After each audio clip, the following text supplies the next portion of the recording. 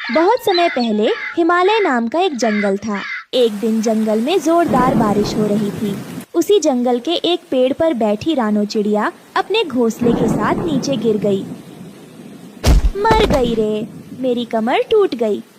रानो चिड़िया बारिश में भीगकर थर थर कांपते हुए पेड़ के नीचे आकर सहायता के लिए चारों ओर देखने लगी। काफी समय बीत गया, लेकिन कोई भी पक्षी उसकी मदद करने के लिए नहीं आया। तभी थोड़ी देर बाद कहीं से बारिश में भीगकर उड़ता हुआ एक चील वहां आ गया और पेड़ पर बैठकर बोलने लगा। इस बारिश में सांप बिल से बाहर निकलते हैं, यहीं थोड़ी देर रहकर राह देख लेता हूँ। आज कोई सांप पकड़कर अपनी भूख मिटा लूंगा। ये कहकर चील ऐसे सोच ही रहा था कि तभी बारिश रुक गई। चील की नजर पेड़ के पास भीगकर थर-थर कांप रही रानो चिड़िया पर पड़ी। फिर चील तुरंत उस रानो चिड़िया के पास गया और उससे बोला, क्या हुआ चिड़िया, तुम ऐसे डरकर थरथरा कर कांप क्यों रही हो? क्या बात है, बताओ मुझे, शायद मैं तुम्हारी कोई मदद कर सकूं।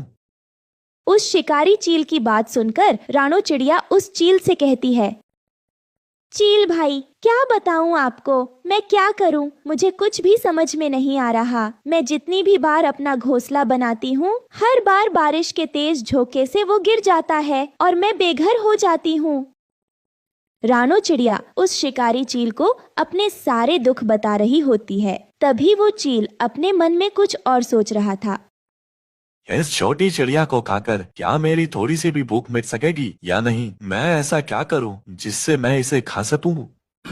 वो ऐसा सोच ही रहा था कि तभी रानो चिड़िया ने दुखी होते हुए शिकारी चील से कहा, शिकारी भाई, क्या तुम मेरी एक सहायता करोगे? क्या तुम मेरे लिए एक मजबूत घोंसला बनाकर दोगे? मैं तुम्हारी जिंदगी भर आभारी रहूंगी। प्लीज चील भाई, मेरी मदद करे।